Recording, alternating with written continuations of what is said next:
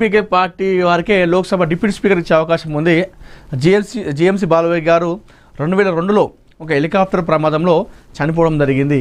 ఆ తర్వాత మన తెలుగు వారికి ఎవరికి కూడా ఈ డిప్యూటీ లోక్సభ స్పీకర్గా అవకాశం రాలేదు. సో మరొకసారి ఎన్డీఏ కూటమిలో ప్రధానంగా ఉన్నటువంటి టీడీపీలో ఉన్నటువంటి వారికే ఒక డిప్యూటీ స్పీకర్ లోక్సభ స్పీకర్గా ఇచ్చే అవకాశం ఉన్న నేపథ్యంలో అది last decision, final decision Chandrababu Naidu గారి దగ్గర ఉన్నట్టుగా తెలుస్తూ ఉంది. మరి ఆయన ఓకే అంటాడా లేదా అని చూడాలి.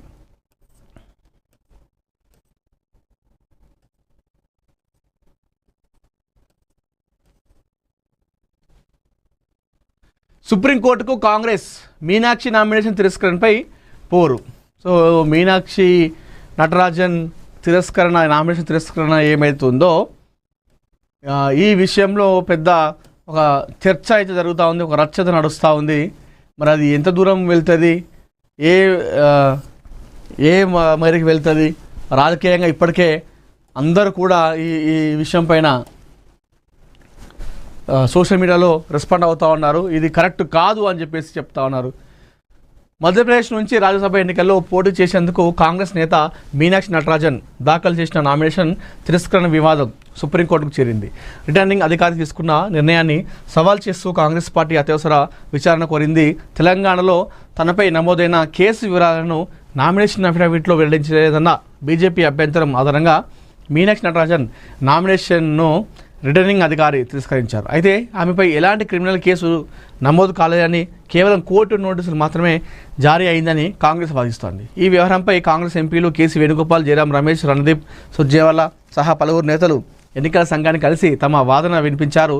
మీనాక్షి నటరాజన్ కూడా ఈ సమావేశానికి హాజరయ్యారట.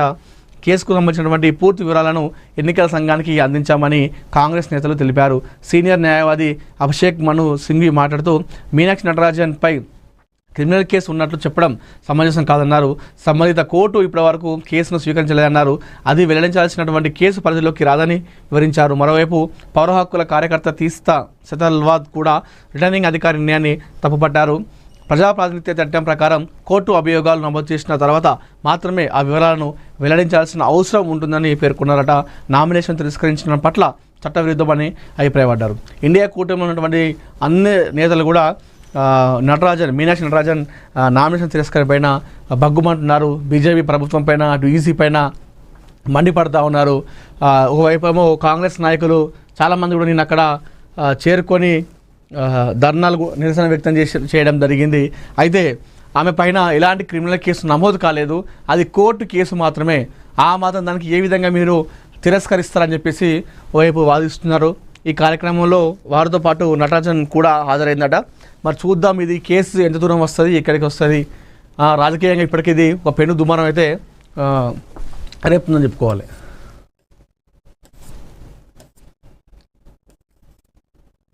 ఒకవేళ వాస్తవాన్ని కూడా చట్టబద్ధంగా ఉంటే, చట్టబద్ధంగా ఎలాంటి తప్పు లేకపోతే నటరాజన్ని ఆ విధంగా చేయడం అనేది కరెక్ట్ కాదు. మీనాక్షి నటరాజన్ని ఆ విధంగా చేయడం అనేది కరెక్ట్ కాదు నా ఉద్దేశంలో. ఒకవేళ రాజకీయం చేద్దాం అనుకుంటే, ఒకవేళ అలా ఇప్పుడు తిరస్కరించింది, వాదనలు జరుగుతాయి. ఆ వాదనల్లో మీనాక్షి నటరాజన్ది తప్పు లేదు, ఆమె కరెక్ట్ ఉందనుకోండి, ఇక్కడ ఎవరు బ్యాడ్ అవుతారంటే బీజేపీ బ్యాడ్ అవుతుంది, ఈసీ బ్యాడ్ అవుతుంది. సో అట్లా ఒకవేళ అట్లాంటివి ఏమైనా ఉంటే విరమించుకుంటే మంచిది. భారత్లో పెను మార్పులను ప్రపంచం చూస్తుంది. 25 కోట్ల మందిని పేదరికం నుండి బయటకు తెచ్చాం, ఉగ్రవాదం అణిచివేశాం, నక్సలిజం నిర్మూలించాం. ప్రధాని మోడీ ఆసక్తికర వ్యాఖ్యలంట. 25 కోట్ల మందిని పేదరికం నుండి బయటకు తెచ్చామని చెప్పి చెప్తా ఉన్నారు. ఉగ్రవాదాన్ని అణిచివేశామని చెప్తా ఉన్నారు. నక్సలిజం నిర్మూలించామని చెప్పేసి చెప్తా ఉన్నారు. సో ఉగ్రవాదం అణిచివేసే విషయంలో కావచ్చు, నక్సలిజం నిర్మూలించే విషయంలో బీజేపీ పార్టీ కేంద్ర ప్రభుత్వం చాలా అంటే చాలా ఈ విషయంలో ఒక బలంగా ముందుకెళ్ళింది. ఉగ్రవాద స్థావరాలపైన దాడులు చేయడం కానివ్వండి, ఉగ్రవాదులు ఎవరైతే ఎక్కడెక్కడైతే ఒక రహస్యంగా వాళ్ళు చేసేటువంటి కార్యక్రమాలను భగ్నం చేయడము, ఇలాంటి వాటిలలో బీజేపీ సక్సెస్ అని చెప్పుకోవాలి.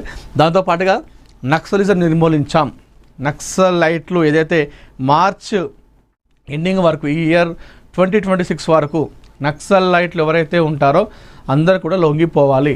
లేదంటే మాత్రం ఆపరేషన్ నక్స్ సంథింగ్ ఒక పేరు పెట్టి తనకి నామకరణం కూడా చేయడం జరిగింది. సో అందరు రావాలి, మన బయటికి వచ్చి లొంగిపోవాలి, లేదంటే మాత్రం అంతమొందిస్తామనే రీతిలో బీజేపీ పార్టీ అప్పుడు వెళ్ళింది. సో చాలామంది పెద్ద పెద్ద నాయకులు ఎవరైతే నక్సలైట్లలో పేరు మోసినటువంటి ఎవరైతే నేతలు ఉంటారో వారందరూ కూడా స్వచ్ఛందంగా వచ్చి లొంగిపోయారు. వేలకు వేలు, వందలకు వంద పెద్ద పెద్ద నేతలు మొత్తం కూడా లొంగిపోవడం జరిగింది. అయితే మరి నక్సలిజం నిర్మూలించామని చెప్పేసి చెప్పడం జరిగింది. మొన్న వారు కమ్యూనిస్టు నేతలు నాయకులు మాట్లాడుతూ ఇది నక్సలిజం అనేది అంతమయ్యేది కాదు, ఈ కమ్యూనిస్టు అనేది అంతం పొందించేదంత ఎవరికి లేదు అని చెప్పేసి మొన్న ఎవరో లెఫ్ట్ పార్టీల నాయకులు నేతలు మాట్లాడడం జరిగింది. సో నక్సలిజాన్ని నిర్మూలించడం అనేది అది ఎవరితో కాదు, అది అయ్యే పనే కాదు.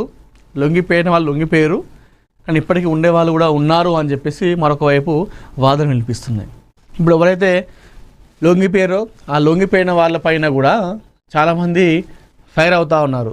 ఏ విధంగా అంటే మిమ్మల్ని నమ్ముకొని అక్కడ అడుగుబాట పట్టినటువంటి ఎంతోమంది యువకులు నక్సలైట్గా మారి చనిపోయారు. మరి వాళ్ళ ఆత్మలు శాంతిస్తాయా? మీరు మీ స్వలాభం కోసం, ఇప్పుడు ఎవరైతే లొంగిపోయారో మీరు మీ స్వలాభం కోసం, మీ ప్రాణం కాపాడుకోవడం కోసం, మీకు డబ్బులు వస్తాయని చెప్పేసి, మీకు ఏదో ఒక ఉద్యోగం ఇస్తారని చెప్పేసి మీరు లొంగిపోయారు. మరి అక్కడ మిమ్మల్ని నమ్ముకొని అడవికి వచ్చినటువంటి ఎంతోమంది యువకులు, మహిళలు చనిపోయారు అడవిలో. మరి వాళ్ళ పరిస్థితి ఏంది? వాళ్ళ ఆత్మలు శాంతిస్తాయా అని చెప్పేసి మరొక వైపు చాలామంది అయితే చెప్తా ఉన్నారు.